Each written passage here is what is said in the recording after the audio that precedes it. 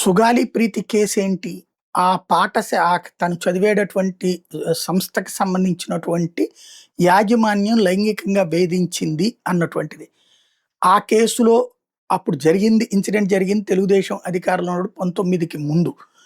అప్పుడు తెలుగుదేశంలోనే ఉన్నారు ఆ సంస్థకి సంబంధించిన వాళ్ళు. అప్పుడు కేసులో సాక్ష్యాలు తారుమారు చేశారని సుగాలి ప్రీతి తల్లి ఆరోపించింది. అప్పుడు న్యాయం చేస్తానన్నారు పవన్ కళ్యాణ్.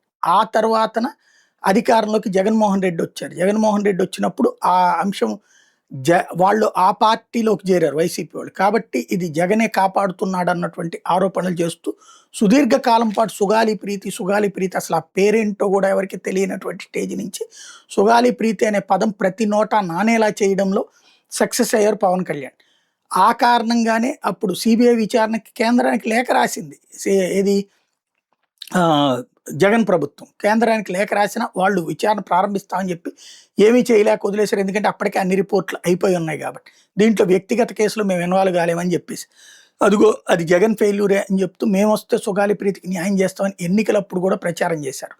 సరే, తర్వాత ఎన్నికలు అయిపోయాక అందులో ఏ న్యాయము జరగట్లేదు ఒక ఎత్తు అయితే, సుగాలి ప్రీతి తల్లికి ఆ రోజున జగన్మోహన్ రెడ్డి ఇచ్చిన భూమి, వాళ్ళ కుటుంబానికి జగన్మోహన్ రెడ్డి హయాంలో ఇచ్చిన ఉద్యోగం, వాళ్ళ కుటుంబానికి జగన్మోహన్ రెడ్డి టైంలో ఇచ్చినటువంటి పరిహారం ఏవైతే ఉన్నాయో, ఈ 3 నా వల్లనే వచ్చినాయి అంటూ పవన్ కళ్యాణ్ చెప్పడం, వాళ్ళ కార్యకర్తలు కూడా నువ్వు సిగ్గు తెచ్చుకోవాలి, జగన్ వాళ్ళ ట్రాప్లో పడిపోతున్నావు అంటూ ఆమెని అవమానించడం, ఇదంతా అయిపోయింది.